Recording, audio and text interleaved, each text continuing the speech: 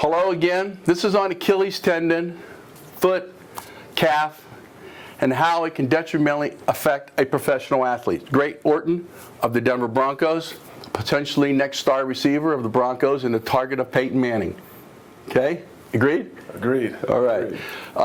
Greg came to see us about a month ago. Mm-hmm. And would you tell him what you were having? Pretty much my hips and Achilles was breaking down on me, and I had to get everything readjusted. And Dr. V's been doing a great job of getting me back there on the field, feeling healthy and everything, and just come in every day. Every once a week, and get everything adjusted and pop back into place. Let me ask you, what treatment did you have on this before you came in? Not really a lot. We were doing a couple of things at the facility, but I wasn't quite getting to where I wanted to be at. So sought after Dr. V, and he's been helping me a lot. Thank you. Now understand what I said earlier. Don't put the cart before the horse. The treatment at the NFL facilities are exceptional.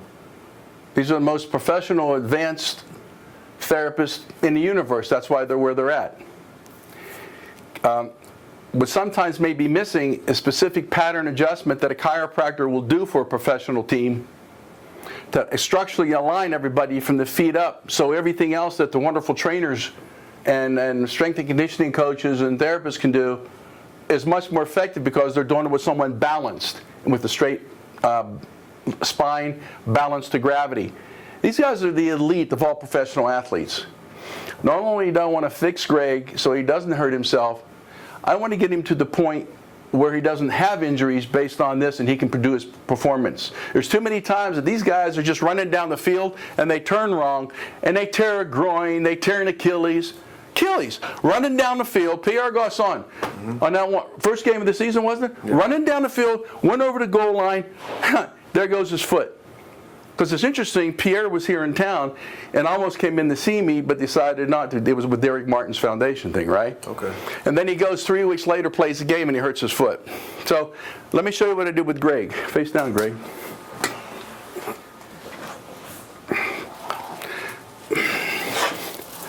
Now, Greg's so much better, but I have to remember it was this foot, wasn't it? Yeah. Okay. So, can you see it, Jer? As you see here right now, Greg's maybe had, half a dozen treatments, but still, we have a discrepancy, right foot, left foot. Well, Doc, it's been 6 treatments. Why haven't you fixed him? Greg's been this way for a long time. Years, months. He's developed a pattern. So through plastic deformation, the body has accommodated, changed, and altered itself because it feels now that Greg wants to have his foot that way. His innate intelligence and his body is saying to him, okay, Greg, since you're not going to fix your foot, we're going to change everything around because of your foot. So Greg probably won't notice a whole lot until he has to be a professional football player. He can go walk, he can go jog a little bit, probably not feel it. But for peak performance, you have to have this balance, especially Achilles tendon and foot, especially. So it was a lot worse. So if we look at the feet, Jerry, can you see that? Okay, we see this heel turned in this way, and we see this foot shorter. Okay, now if I do this, and you can't see this, Jerry, but we'll do it when he's face up, you're going to see on the inside of his foot, which is the talus bone, is dropped. Now he's about 60% corrected, and every week he gets better and better and better. Is that true in practice, getting better? Yeah. Yeah. Less pain, more durability, can spend more time. All right? So again, we go to Greg. If I go like so, you'll see that this arch here just completely drops. It drops out, that bone right there. Now he has flat feet. All the top athletes have flat feet. You got an athlete with flat feet, whoever you are, trainer, don't ever change it. Keep it stable, balanced, and alignment. Don't ever correct flat feet. Never. oh, I'm going to go to these feet people and I'm going to get a new orthotics put in to give me an arch of my foot. Wrong. Over 2 million changes can occur in your foot with an orthotic. No orthotic has a brain big enough to correct 2 million things.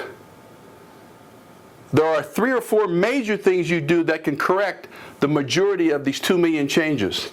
Orthotic should never be the primary treatment for this type of foot.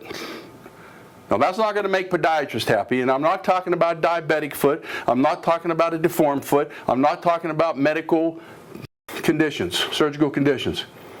I'm talking about functional structural things in athletes that don't need that type of extreme care.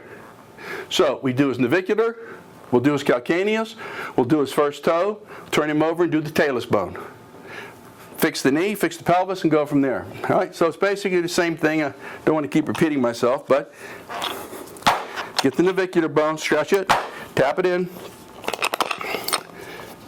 pronate, tap the heel in.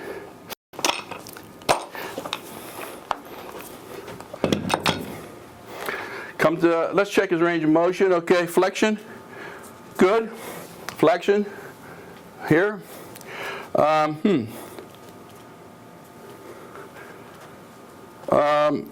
Foot, 12 inches.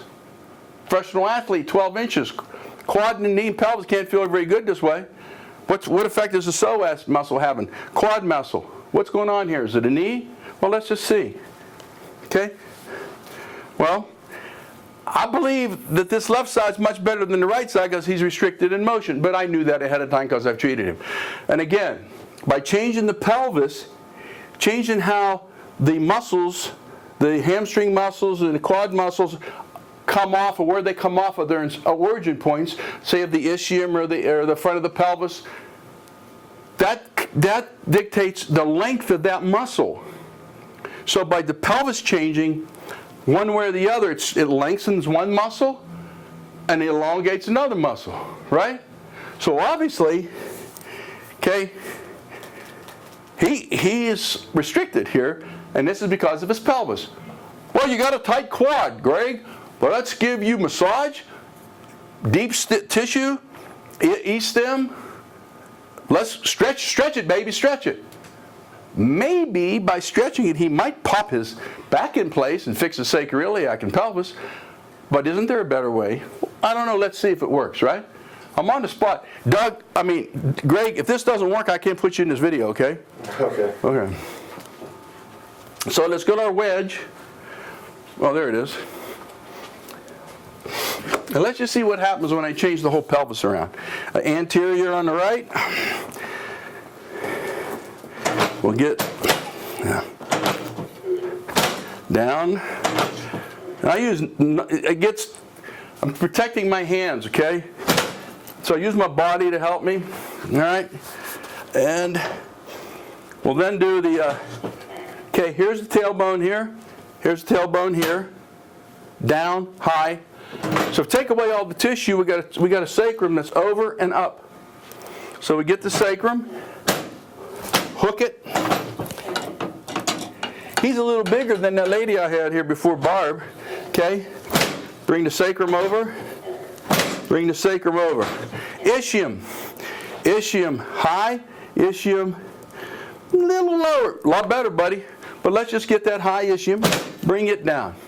Now, we wave our magic wand, which is a really important factor, okay, and we retest. Well, that's not possible, is it? Okay, this isn't a magic show. This is something that happens every time, chiropractors. Every time. What am I saying to this patient when I say, excuse me, sir, gee, look now, Mr. Professional Athlete. What do you think goes through his mind? Oh, wow. I'm coming back. This is where I want to be. So you chiropractors who want to take care of sports injuries, whether it's middle school, high school, college, you want to be in demand, to me, this is what your athlete's looking for. Better structure, increased function, better strength, more speed, no injuries. Test this side. Okay, bend your other knee here, Greg. So, right now, symmetry. This is real close. He's happy with this, I would say. And this is what we strive for. Hey, doc, why doesn't it stay? Do I need to see you once a week or twice a week for the rest of my life? Well, Greg, you're 20-some years old, top physical condition, perfect specimen, you're healthy, you're young. Absolutely not. But I need to see you until the memory that your muscles and your posture and your joints and your balance have, because of the detrimental effects of gravity and because of your feet and legs being out of alignment, it's going to take time to change. No different than straightening teeth. Or you don't mind keeping braces on for 2 years. Why is it so difficult to understand that it takes a few chiropractic adjustments to keep your alignment? Maybe more than a few. Maybe 20 or 30. Maybe not, maybe you never can fix it. Okay? But the starting point is for this young man is give it time, and I'll check you every time, Greg, and see if you're improving. Same time, Greg, subjectively, I'm going to ask you, how you doing? Hey, doc, I'm getting better. Because he tells me he's getting better, it tells me I'm doing the right thing. When I check him objectively and my objectivity agrees with his subjective response, then I know 2 for 2, he's getting better. So that's what we're dealing with right now. Now, endpoint chiropractic. If I were adjusting him over and over and over, over and over and over, over and over and over, and 15 or 20 times, I see the same pattern every time. No change. Well, doc, I feel better for a couple days, but it keeps coming back. For me, 4 or 5 times, 3 or 4 times that happening, I says, Greg, I'm missing something. Let me reevaluate you. And what do 90% of the chiropractors miss? The foot. The foot, the foot, the foot. Ask Monty Greenwald. Okay, foot levelers. My friend from 35, 40 years ago when I was at National College of Chiropractic, tremendous. He's the one that discovered it. He's the best. The foot levelers were the best companies in the world today. Where does it start? The foot. You stand on your feet. How can you expect, with gravity pulling you one way or the other, anything good to happen if your foot is out of alignment and your foot's bad? Can't.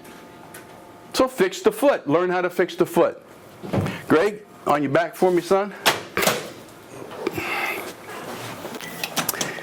The table just adjusted him.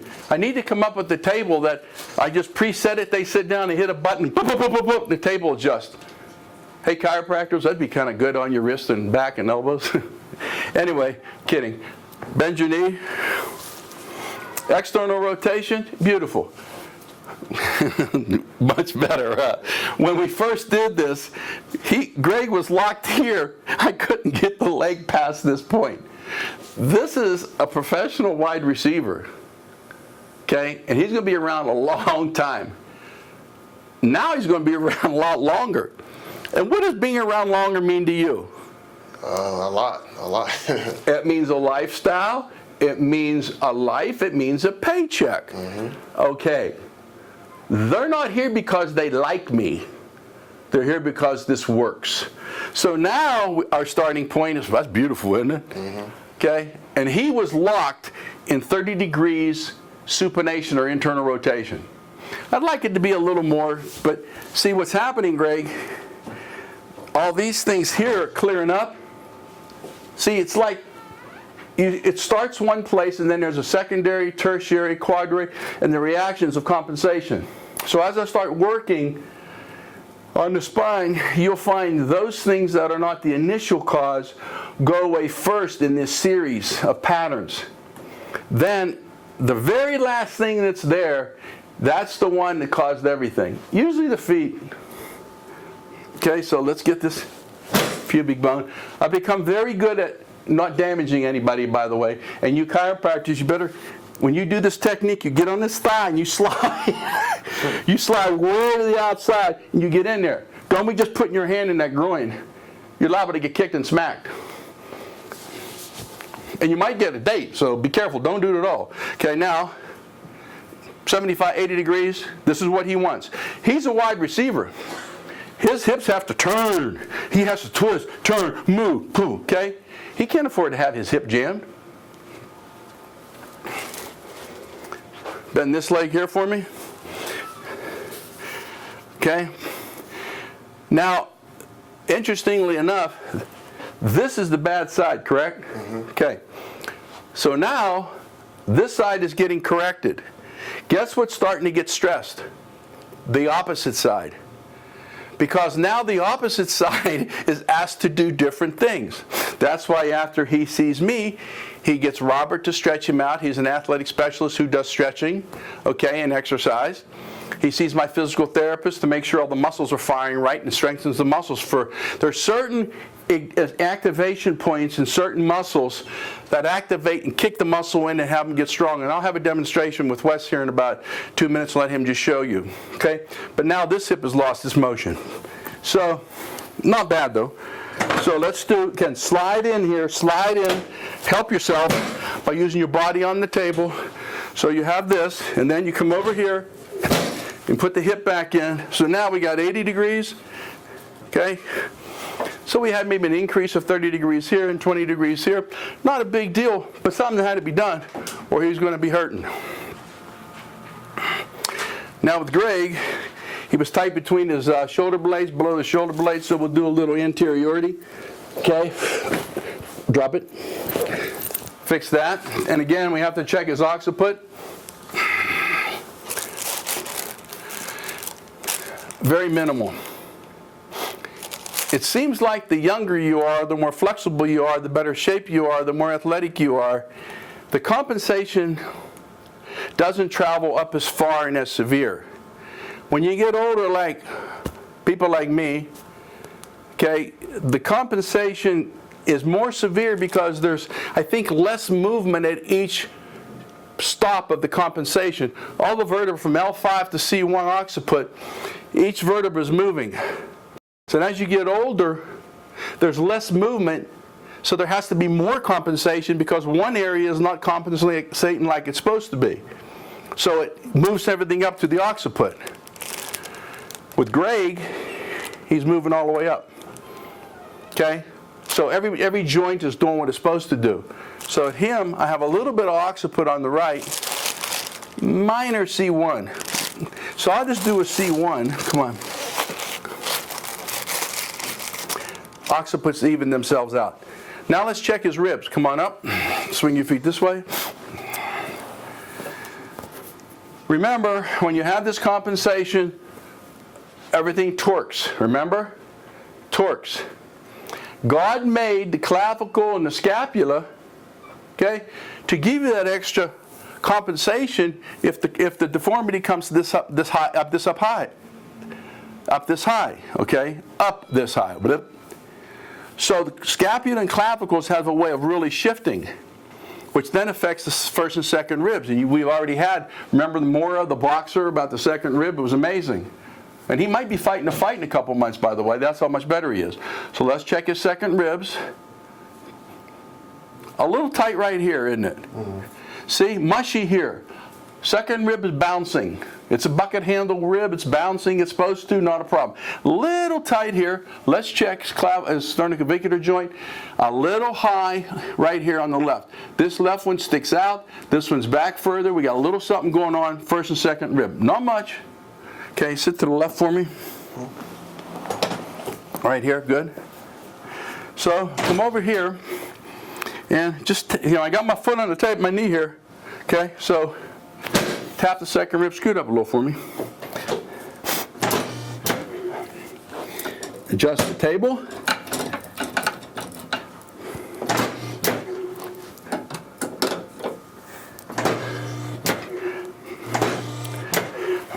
Sorry, Greg. The lady before you was 110 pounds, so I had... All right, let's see.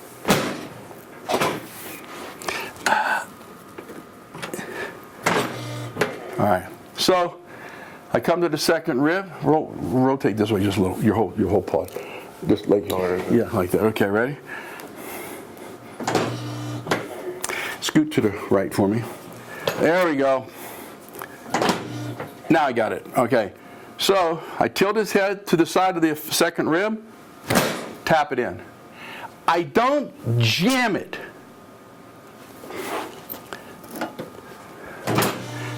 I tap it by controlling the drop with my knee. I set the drop in motion, and as he's moving, I tap the rib. I don't try to force my hand in here and make the table drop at the same time. So now, that feels the same as the right side, doesn't it? Mm-hmm. Nothing. Let's check the sternoclavicular joint, perfectly even. They're both symmetrical. Okay, first rib better.